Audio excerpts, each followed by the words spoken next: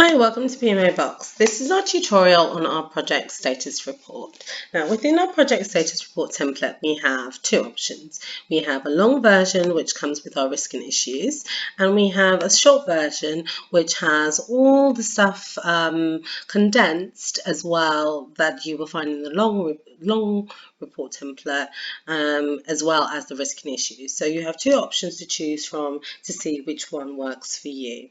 So I'll start with the long status report option and go through it, but most of it is pretty self-explanatory, but we'll just kind of go through some of the cells and what you'll be filling in. So let's start off with report date. So our report date is the date that you submit your report based on the cadence that you have. Now, just for a little thing, we've put in the month rather than numerical, only because it's just easier if you're working across, if you're working globally. The States, how we record the date is a lot different from how it's looked at in Europe. So we've got the report date there, and then your project sponsor, so whoever that person is, your project manager. If it should be yourself, but if you're working in a PMO team, you could be filling out these reports on behalf of other people. So whoever the project manager, you put in there. A project ID if you have one, which is good practice to have one. So it's a unique identifier. The project name, obviously. So we're just going to go with project service. The phase, project phase is a drop-down list. So you can select whatever phase, and you obviously update this as your project goes along, but what phase your project is in. If you wanted to change these options, you can go into data validation and you can remove or add whatever phase that you're working with within your organization. Then you've got the project end date, again pretty self-explanatory. When is your project due to finish? And then we have some milestones and project complete, and this is to kind of show whoever's reviewing your report how far you are in the project. So for example, if you have, say, 60 milestones within your project, well, how many of you closed this submission? I've only closed 20, so that's 33%. And that will give someone, exactly where you are in your project based on your milestones. Now, in terms of previous report, you can actually just type in 33%, which is your current report. And then when you go to update this again, so say our next report is the 10th of May, you can then actually probably say, I'm 30, I've got 30 closed milestones now, so I'm actually 50% through my project. So, and you can automatically compare that to what was done the previous submission. Now, your budget lines shouldn't change, but what could change or move is your forecast. So even though you've got a budget of 500 grand, you could be forecasting only 450, which kind of leaves you still 50,000 to, for contingency. Or it can go the other way. You're actually forecasting 740, so you're now 240,000 in the red. Again, this will just, it's a snapshot of where you are in that project, and is the project running, according to plan, especially when it comes to spend. The next row is around the project health. So what's the RAG status of your project? Well, for this reason, especially if you've got an overspend, I've put here RAG status of amber, and there's a little bit more detail on why it's amber. So is it amber because of your schedule? No, that's green. Is it amber because of your resources? No, that's green too. But actually, my scope has increased. So now my scope is, I've got increased scope, and because of that, my budget has been blown. So my budget is actually red. And so there's a lot of detail there. So you've given an overall RAG status, but RAG status to each of these 4 key areas. Now, your project scope should be really simple and straightforward. It's just so people are can be reminded exactly what the project is supposed to be delivering. Servers into Paris data center. I put services, servers, servers, if I can spell, into the Paris data center times 12. And so your project is to deliver service into the Paris data center. And what's the resources that you need for that? So here's just some details on the resources that you need. So you need a network architect. So you need 2 of them. So you need network engineers. So you need about 5 of them. You need a data center engineer. You might need 2 of those. You need a server specialist. You might need 1 of those, and so forth and so forth. So you can just list all the key resources you need. Then you come on to project success criteria. So what are the criteria to deem your project a success? It could be decommission old servers. So that could be a success factor. Reduction in data center cost. And that's another success factor. Servers online ahead of a big event, so of World Cup. Again, another success. Now, these success criteria should really be approved by, whatever program board that the project's reporting into. But once that's agreed, you can list them there. And you don't need to, and these are a lot different from your milestones, just to be clear. This is what is going to deem your project a success. And you can rate them as well. So is your decommissions of old servers at risk? Has it been achieved, not achieved, or on track? So you can say, actually, my old servers are at risk because right now we don't know what they're connecting to and we might damage something. So, unsure of the owners and applications running on servers.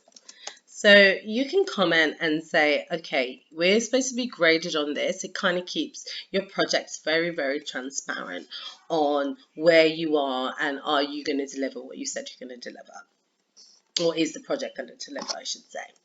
Then a summary update. This is just an update. So for whoever's reviewing your status report, on where you are, where the project is, and it's like an executive summary. So if there's reporting into a board, this probably excerpt could be taken out easily for whoever's compiling those reports and shared with your board. So this week will be completed the high-level design of the servers. You also onboarded 3 of the network engineers, still engineers, additional scope of 3 servers has been added, has been included, increasing costs by 240k. So again, it's just whatever information you want to give or provide your senior leaders to tell them where you are with the project. Next one down here is key milestones. So what are the key milestones in your project? So again, it's good practice to have a unique milestone identifier. So if your project is called BUL-17, then your milestones could be called 01, 05, whatever you feel comfortable with. And in this milestone description, pretty much as it says, so your key milestones could be high-level design completed,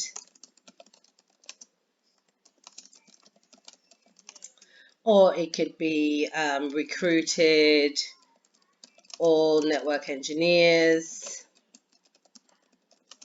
It could be approval of outage, or senior approval of design, and so forth and so forth. And you can put what phase those are to be delivered in. So in your high level design, it's supposed to be in your planning stage. You're recruiting all of your network engineers in your initiation stage. Senior approval of design could be in your planning stage. So, you know, it's very, very clear. These are the milestones. These are the phases of the project that those milestones are going to be achieved, and these are when they are due. So they could be due 11th of August, 20th of September, and so forth and so forth. So they're pretty straightforward, and again, a good way to just keep yourselves honest and transparent in terms of where you are in the project. The next tab, which kind of accompanies the long report, is the risk and issues. So with the risk and issues, again, it's pretty straightforward here. So how these are actually, this line is actually a bit of a snapshot of what you have. So this tab is risk, issues, dependencies, and change request. And again, pretty straightforward. Now, I can go through this in much more detail in our RAID tutorial, so I won't do that here now. But if you look at our RAID tutorial, you can find much more detail on how to update these risk and issues tab. But again, it should be pretty straightforward. If you're familiar with any risk, you put the reference number. So for example, you can use your project ID, which is BUL-17. You can say who's the owner. You can say it's Mike Lee. The date that it was raised, so you can say the 2nd of the 5th, 20. A description, unable to hire network engineers ahead of project implementation stage. And what's the probability of that risk actually coming to fruition?